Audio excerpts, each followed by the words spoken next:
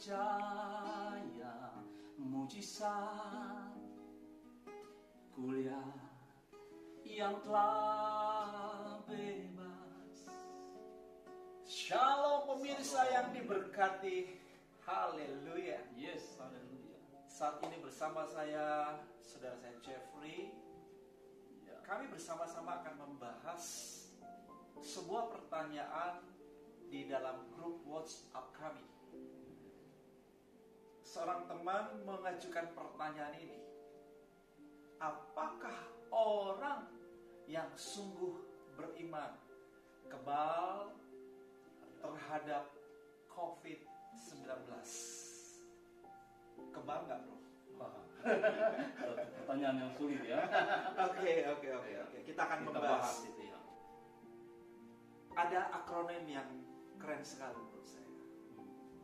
COVID. C-nya. C-nya adalah Christ. Oh, O-nya adalah over. Virus, infection, and death. Oh, Keren ya? iya. Ini sangat membangun iman kita. Kristus mengatasi berbagai virus, infeksi, dan kematian. Dan corona. Carilah Tuhan, maka kamu akan hidup. O-nya, orang yang percaya akan diselamatkan. R-nya, roh Tuhan akan memampukanmu. O-nya, oleh bilur-bilurnya kamu disembuhkan. N-nya, nama Yesus berkuasa di bumi dan di surga. A-nya, aku menyertai engkau sampai akhir zaman. Oh. Ini udah pasti dibuat sama orang-orang beriman. Ya, ini ayat-ayat Alkitab. Ya, Ayat-ayat orang beriman yang kreatif, yang maksudnya membangun kita ya. Kita nggak perlu bantah, tapi ini positif, membangun kita ya. Kita katakan amin. Amin. Oke. Ketika teman saya ini ngajuin pertanyaan tadi, muncul beberapa anggapan. Ya. Seru nih. Ya. Saya percaya pasti kebal. Oh. Dahsyat. Ini harus punya iman. Hebat sekali. Pasti Ya. kebal. Yang maksudnya nggak ngalamin COVID, COVID. nggak kena kebal. Tertular. Ya, kebal artinya tidak tertular Ya. penyakit Ya. coronavirus. Ya. Karena darah Yesus berkuasa dalam segala hal. Oh, Powerful ya. powerful. Ya. Tapi perlu ada kajian teologisnya ya. Ya. Pernyataan ini mungkin tidak sepenuhnya diterima begitu saja. Ya. Lalu penanya memberikan tanggapannya. Apakah korban di Korea Selatan itu bukannya anak-anak Tuhan? Ya. Karena virus corona seperti yang kita tahu menyebar dengan begitu cepat sekali di Korea Selatan dan ribuan orang tertular coronavirus Ya. dan banyak sekali kematian di sana. Bermula dari jemaat di sebuah gereja. Oh. Ya, asumsi kita ya gereja berarti orang-orang yang percaya Yesus, anak-anak Tuhan ya. Tuhan, ya. Tapi kok juga ngalamin coronavirus, Dia bisa sakit juga. sakit juga. Ya. Lalu ada tanggapan seperti ini soal bagaimana hubungan si anak Tuhan itu dengan Tuhan. Dan apakah dia juga percaya sama kuasa darah Yesus? Ya. Ya, berarti si penanggap ini sedang bermaksud begini, bahwa kalau kita punya hubungan yang baik sama Tuhan, Ya. kita percaya pada darah Yesus, kebal terhadap Harusnya kebal. coronavirus. Ya. Begitu ya? Ya. Jangan marah dulu ya. Ya. Oke.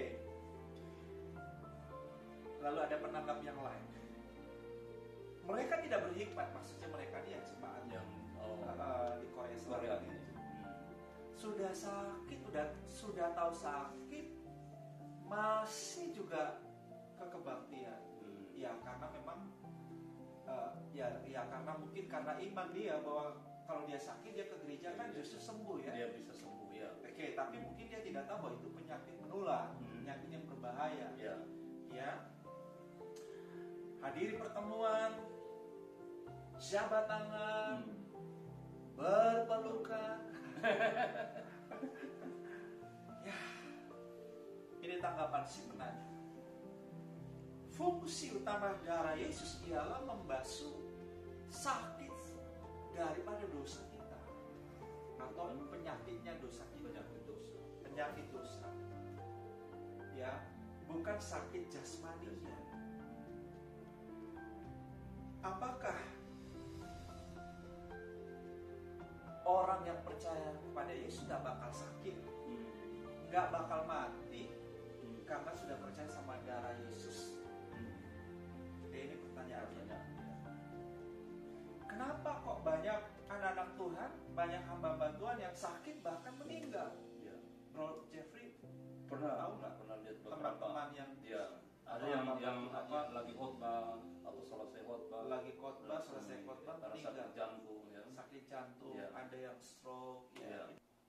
Lalu ditanggapi, tidak semua kita memiliki kepercayaan yang sama terhadap kuasa kesembuhan dan darah Yesus. Jadi ini soal iman. Karena Yesus selalu bilang begini, imanmu telah menyembuhkan engkau, atau telah menyelamatkan engkau, atau jadilah menurut imanmu. Artinya apa? Kesembuhan itu bisa terjadi. Jadi menurut penanggap ini, kesembuhan itu bisa terjadi, bisa dialami, asal punya iman, asal percaya. Berarti kalau yang belum sembuh atau tidak sembuh, ya mungkin karena kurang percaya atau tidak percaya. Oke. Mari kita dengarkan apa tanggapan dari si penanya. Gak logis.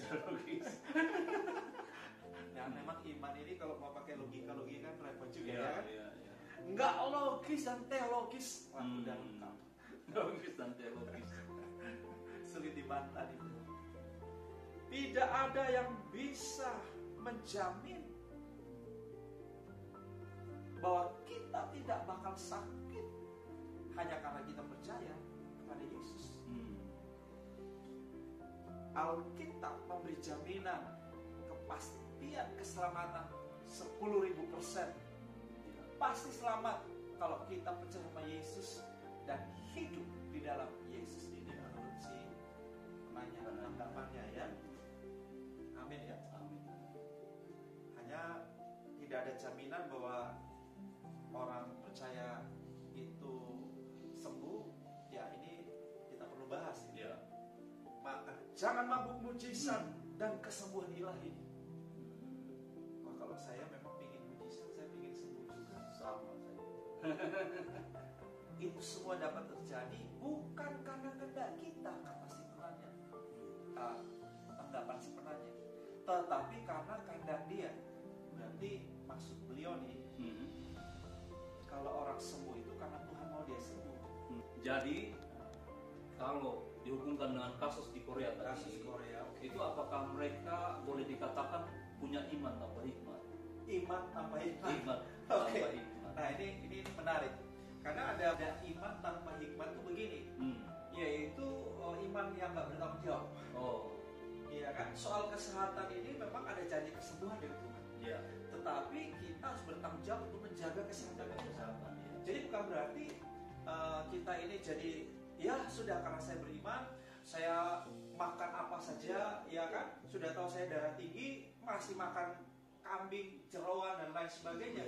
Ya kan itu namanya mencoba itu, ya kan? Nah, jadi hari-hari ini memang perlu sekali hikmat. Kita mengambil tanggung jawab kesehatan kita. Sebagai contoh, pagi tadi saya olahraga. Saya menanam beberapa tanaman di pekarangan saya berjemur panas pagi tadi. Ya, itu bagian daripada tanggung jawab kesehatan saya. Saya seorang pendeta, saya punya iman, tetapi saya juga mematuhi hukum alam. Iya, hukum alam dan standar kesehatan yang diminta WHO maupun oleh presiden kita. Seperti social distancing. Apa artinya social distancing itu? Sebisa mungkin berdiam di rumah, ya. Hindari tempat umum seperti mall dan bioskop. Usahakan di ruang terbuka dan berjemur matahari kayak tadi saya pagi tadi. Ya, saya tadi pagi berjemur matahari.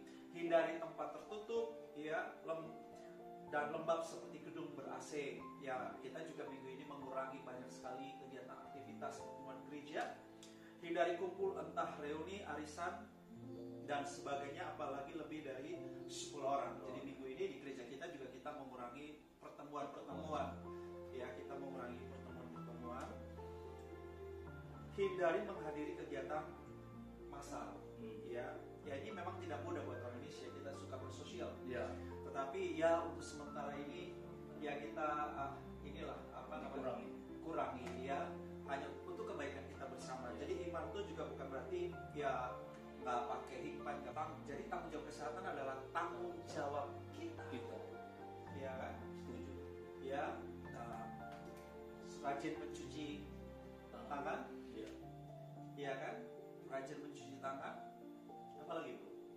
Ya, jangan kucap-kucap mata. Oh iya. Oke, ya. Jangan kucap mata atau menaruh di hidung, mulut, ya, menjaga jarak dengan orang lain saat di tempat-tempat umum. Kalau Anda merasa kurang fit, apalagi flu atau lagi ya seperti demam, sebaiknya mengisolasi diri Anda. Banyak minum vitamin, minum banyak air putih, perbanyak minum air putih, istirahat yang cukup. Nah, ini hal-hal yang perlu kita lakukan, itu bagian dari iman. Saya ulangi, itu bagian dari iman. Ya, jadi jangan mencoba itu. Oke, ada hukum-hukum yang sudah ditetapkan Tuhan, termasuk hukum kesehatan. Ya, jadi kalau Anda beriman, Anda juga mesti belajar taati hukum kesehatan dan tetap bergembira dan bersuka cita. Nah, itu karena hati yang gembira adalah obat yang manjur ya. Ada resep-resepnya di Alkitab juga, kita mesti patuhi, ikuti itu, ya kan? Maka kita juga sehat. Amin. Rohnya, jiwa dan tubuh kita sehat, ya kan? So, pastikan Anda terus mengikuti, karena saya akan banyak membahas beberapa ayat firman Tuhan, fakta-fakta dan janji Tuhan mengenai kesembuhan bagi